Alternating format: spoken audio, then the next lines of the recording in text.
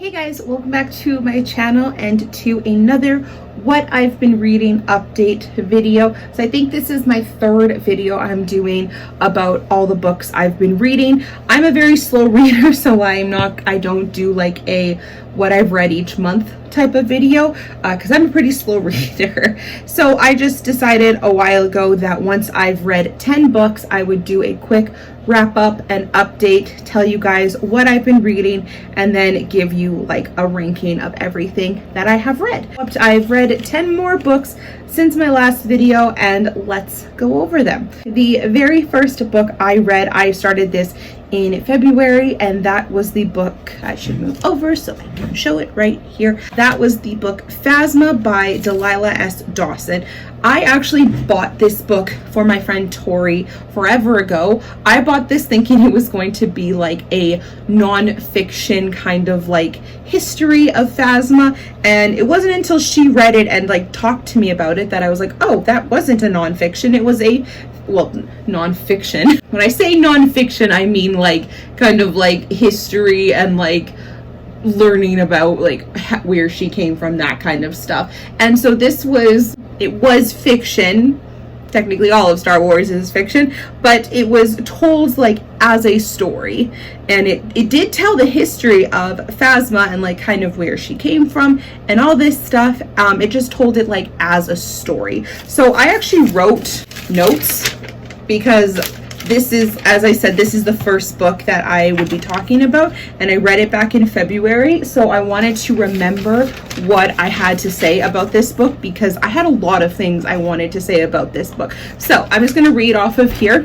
What I really liked about this book is I feel like it gave us a lot more context and depth to Phasma's character that we did not really get in the movies. Like, we knew Phasma was one of the top ranking officers in the First Order, and obviously she stands out from any other stormtrooper because of her chrome armor. And she stands out from any other stormtrooper because of her chrome armor and her cape. But really, what else do we know about her? Well, this book gives us the entire backstory, every gruesome detail, and I really, truly mean it. When I say gruesome, this was probably the most gruesome Star Wars book I've ever read. And it really tells us not only how she became a part of the First Order, but also shows us her desire to be a part of the most powerful group, what she's willing to do and who she is willing to betray to get there. So right after I finished this book, I actually rewatched The Last Jedi, and then I have just so many more thoughts and opinions of Phasma after reading this book. So like I said, this book follows Phasma, and it's actually another character named V telling the story of Phasma to a First Order officer. I believe his name was Cardinal, but again, it's been a while since I've read it. She's telling the story of Phasma. This story was actually told to her by someone that Phasma used to know from the planet that she grew up on, and kind of how they went about becoming, well, how Phasma went about becoming part of the First Order, and just like this journey that they all went on. And as I said, very, very gruesome things happened. There's a literal like gladiator scene in this book, and when I say it's the most gruesome Star Wars book I've read, keep in mind that Star Wars is not a very gruesome story. So yes, people die, but it's not, things are not described very gruesomely. Like, I finished other Star Wars books and there was no very detailed dramatic deaths in it. This had some. So it's not horrible in the sense that I haven't read these books, but when I think of gruesome things, I think of things I've seen on TikTok, like the Playground book and stuff like that. It is not like that at all. Not even close. I just mean it in the sense that they do tell some very gruesome, detailed deaths in this book. So just be aware of that, but it is still a very good book. Okay, so my thoughts on Phasma and whatnot after rewatching The Last Jedi. So previously, I thought the matter of how she dies in the film was really good. Finn basically killing her was really good end to her, especially after reading the book and hearing how she treated the recruits. That's obviously how she treated Finn, because he was a stormtrooper. However, there was a deleted scene for The Last Jedi that was kind of like a alternate death for Phasma. And in this deleted scene, if you haven't seen it, basically Phasma and a bunch of stormtroopers confront Finn. It's the same Chrome Dome scene that we get in The Last Jedi when she does die, but now all these stormtroopers and Phasma kind of surround Finn. And so Phasma's kind of saying, you're done for, you're dead. And Finn reveals in front of all the other stormtroopers that it was Phasma who dropped the shields in The Force Awakens, leading to the destruction of Starkiller Base. And when this is revealed, rather than Finn killing her, the stormtroopers turn on her, and we don't see it, but it is very heavily implied that the stormtroopers kill Phasma. Think of like the hyenas surrounding and killing Scar in The Lion King. Very similar sense. So while I previously and still do like her death in The Last Jedi, because I like the justice that Finn probably felt when he killed her, after reading the book, I really wish they would have used that deleted scene, because I feel like Finn would have still received his justice in the sense that he outs her in front of the stormtroopers, but her being surrounded and then killed by them, I feel like would have been a very fitting end for her, and it would have had a lot of poetic justice for what she did to others, including her own people that she grew up with, that we learn about in this book. So yeah, those are my thoughts on Phasma. I don't know if I'll go into that much detail about the rest of these books, but as you can tell, I really, really enjoyed that book. I thought it was really, really great. It was probably one of my favorite Star Wars books that I've read that isn't one of the like movie retelling books. I really, really liked it. I thought it was so well done. And I actually gave this 5 stars. I'm trying really hard to encourage Sam to read this book because he actually doesn't like Phasma, like from just the movies alone. He doesn't really understand her or like her, and I feel like this book gives a lot more, like I said, context, and it tells a lot of her, it does her whole history, but it tells a lot more about her and just how corrupt and evil she is. So I really liked this book. I thought it was great. It's funny because I bought this book for my friend, but she was the one who then encouraged me to read it. So thank you for the recommendation, Tori. I loved it. Right after I finished that book, I jumped into the new Hunger Games book, Sunrise on the Reaping. This is a prequel to the original Hunger Games that takes place it takes place between Ballad of Songbirds and Snakes and the Hunger Games, because this follows Hamish Abernathy and it follows him throughout his Hunger Games that he is tribute in. This book everyone was talking about. It was so popular and so hyped up. It's a funny story, I actually have not read Ballad of Songbirds and Snakes. I really didn't have a ton of interest in it. I probably will pick it up eventually, but I just really had no huge interest in reading it.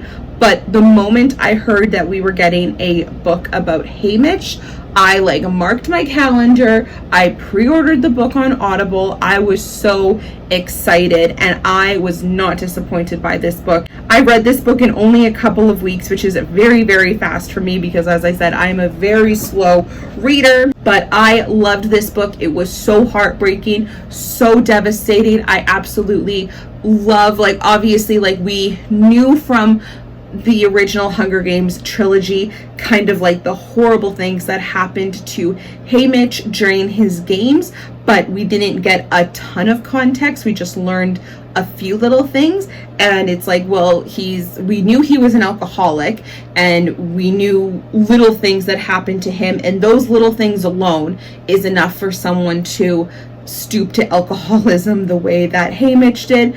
But learning absolutely everything that happened to him during his games, and not even during his games, but before his games and then after his games, is insane. And learning just even more corruptness about the Capitol.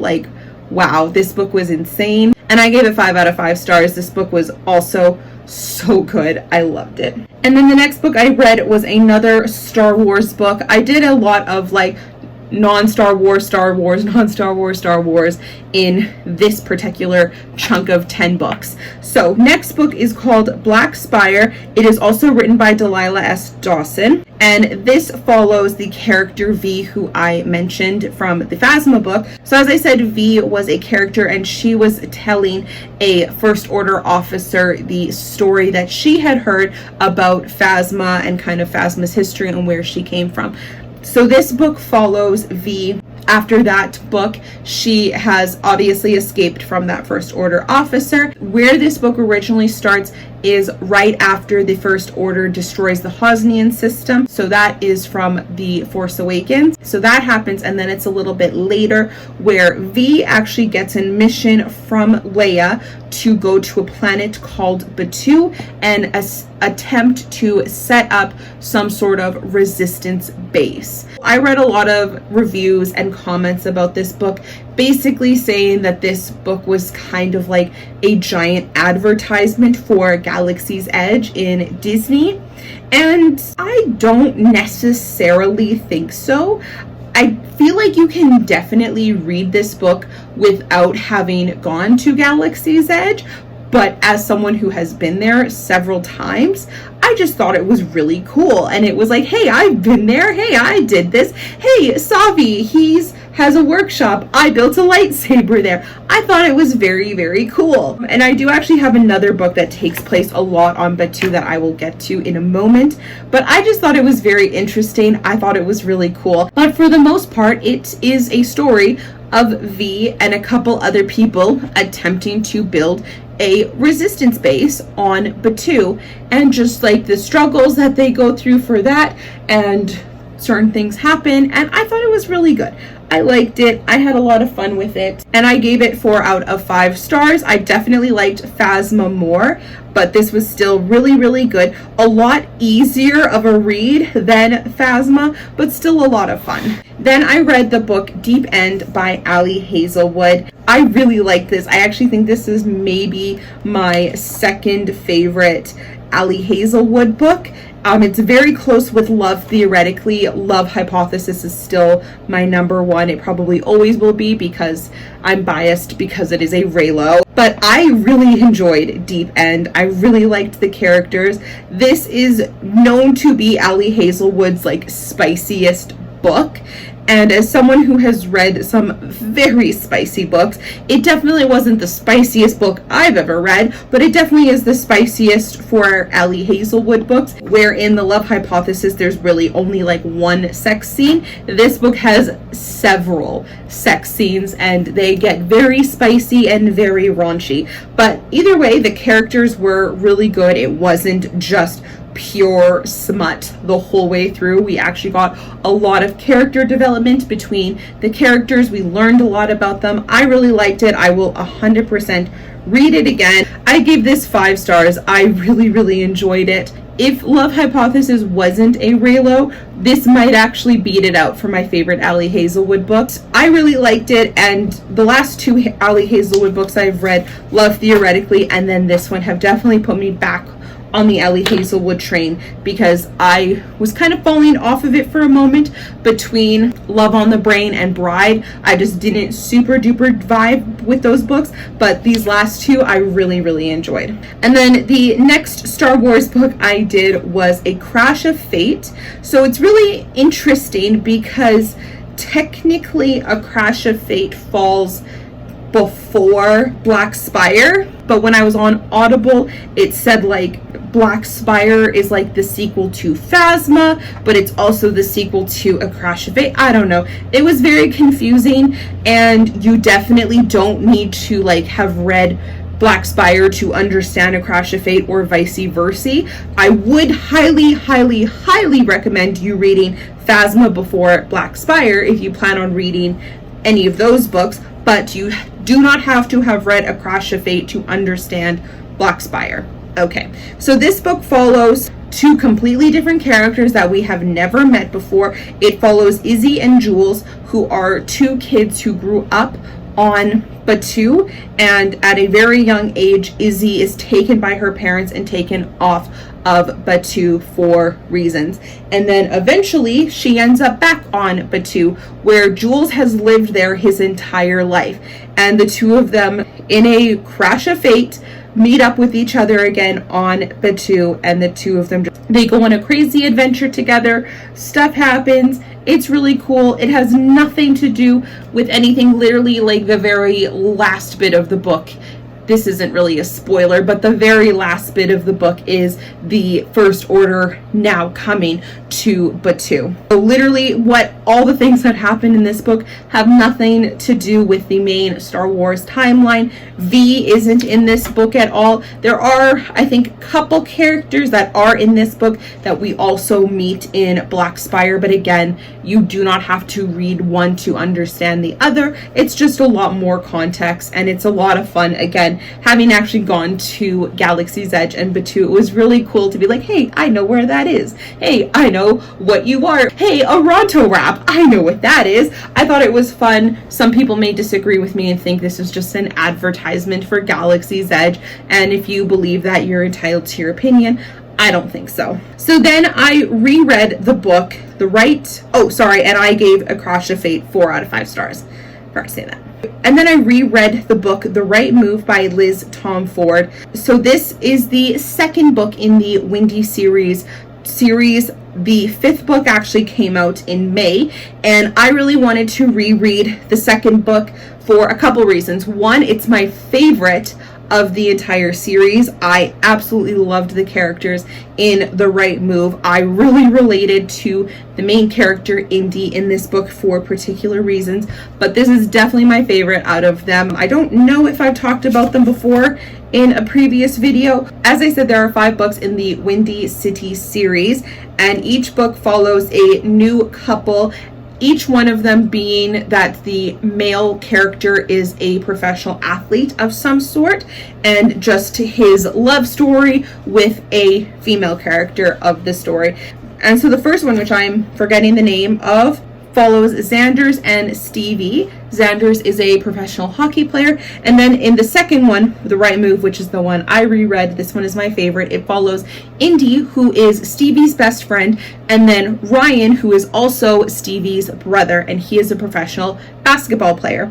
I don't want to give too much away talking about these books because, as I said, this is the second book, and then the next book I read is the 5th book. So I don't want to say too much because I don't want to give away a lot of things that happen throughout the entire series. But just know, The Right Move, I loved this book. It is my favorite out of the series, but all of the books are very, very good. I really enjoyed them. I really liked the characters. I think the third one was my least favorite, but it was still really good. Like, I think I gave the third one still like 3 out of 5 stars. Really enjoyed it. The Right Move I gave 5 stars to because I just absolutely loved it. So anyway, between the first book and then also the second book, we are introduced to another professional hockey player named Rio. My other reason for rereading The Right Move is because Rio was actually quite a prominent character in that book because he becomes very, very close with Indy, and we learn a lot about him in The Right Move. So in the 5th book now, rewind it back, it follows Rio and a previous relationship he had that fell apart when he was very young with a girl named Hallie, and they are reintroduced to each other in their life due to circumstances, and shenanigans happen. I really like Rio. I think he is such an adorable character. He did have one line in this book that really ticked me off, and I remember texting my friend who was the one who introduced me to this series to begin with, and I was like, okay, Rio just kind of lost a point in my book because he made this comment, and it's just a personal preference of something for me. I'm sure other people probably agree with what he said, but for me, no. Rio is adorable. I love him. He is definitely the most like childlike and like goofy out of all of the male main characters. So that right there is like something that like I just love, because I love goofy people. I love silly things. My own husband is the biggest goofball in the world, so I really liked that about Rio, and I loved that he finally got his love story, because he has been a character in all 4 books. Like I said, he was probably the most prominent in The Right Move, but he was very much in all 4 books. He was really good friends with so many of these characters, and you just kind of felt sorry for him because he just never found his love, and people always assumed he was some sort of player, which we learned in this book he definitely was not. And I love him. He's so sweet, and it was so exciting, and it was so nice to finally get his love story and hear everything more about him in this book. So I love this book. I believe this is the 5th and final book of this particular series, but Liz Tomford is doing a spin-off with different characters that I am very excited for, so I'm looking forward to that. So rewind it back, I gave 4 out of 5 stars too. I absolutely loved it. The Right Move is still my favorite out of them, just because I absolutely loved Indy so much. So then I have 3 more books to talk about that were all part of a series, and that was the Star Wars Aftermath series. I'm going to talk about these all kind of together since it is a series, and to be completely honest, they all kind of very much blurred together. So the first one is Star Wars Aftermath. I gave this one 2 out of 5 stars. The premise of these books is this is the story of what happens literally right after the destruction of the second Death Star.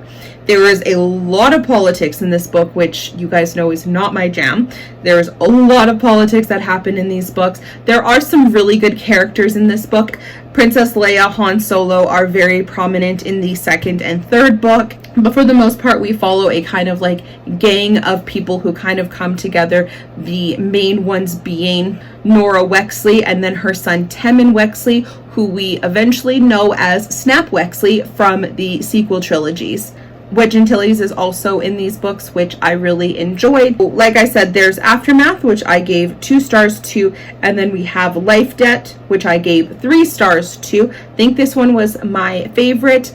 This one, they go on a mission to try to find Han Solo, which I really, really liked. And then the last one is called Empire's End, which I gave 2 stars to. And to be completely and totally honest, these books were a drag to get through. I did not enjoy these very much at all. There was so much politics in them, and that's just, as I said, not my jam. If you like those kinds of books, political books, give these a try. I told Sam to try to read them because he's reading the Thrawn books right now, and he says there's a lot of like war planning and politics in these books, and he's really enjoying it. That kind of right away was a sign that I don't think I will read the Thrawn books, because it's just, I don't know how I will do with that kind of stuff. My main thing was I was just extremely disappointed in the finale of this book. The last book just kind of ended. Like at one point I realized I had less than like 15 minutes left of this book, and I was like, wait, where was the battle? The whole thing about these books that really got me hooked was that I was like, okay, this is right after the destruction of the second Death Star, and it is eventually going to lead to the Battle of Jakku, which there was a battle in this book. But as you can see from the cover of the last book, Empire's End, we see a Star Destroyer basically falling, collapsing, something. So this led me to believe that we would eventually get the scene in this last book of Luke Skywalker pulling a Star Destroyer out of the sky and crash landing it on Jakku. That is something we have known about Luke Skywalker, and I thought that was super interesting. And Luke Skywalker was hinted at in these books, but he never actually made an appearance. So spoiler warning, we did not get that scene of him pulling the Star Destroyer out of the sky. We did get a bit of a battle on Jakku, but not much. The whole battle was going on, and I felt more chapters were more invested on things going on with Mon Mothma, which, don't get me wrong, love Mon Mothma, but I signed up for a battle. I signed up for Luke Skywalker pulling a Star Destroyer out of the sky. That's what I was expecting. That's what I wanted, and I didn't get it. So to be completely honest, I was just really disappointed with these books. I had such high hopes, and I was just so let down. So those were the last 10 books I've read. My least favorite out of all of them was Star Wars, Aftermath, Empire's End, and then probably my most favorite was either, I don't know, I actually had a lot of good books this round. I had Phasma, Sunrise on the Reaping. I'm not going to include The Right Move because it was a reread, but then I guess I will do either Rewind It Back or Deep End. So I had a lot of really good books and just a couple stinkers, which isn't too bad. I've actually already read one full book all the way through since filming this because I just haven't had time to film. But I really enjoyed that book, but you'll have to wait for my next video to hear about that. That is going to be it for now. Thank you guys so much for watching this video. If you have any book recommendations for me, let me know down below. But that's going to be it for now. Thank you guys so much for watching this video. If you liked it, I would love it if you would like and subscribe. I post new videos every single Friday, and I would love to have you here. Thank you for watching. I will talk to you later. Bye, everybody.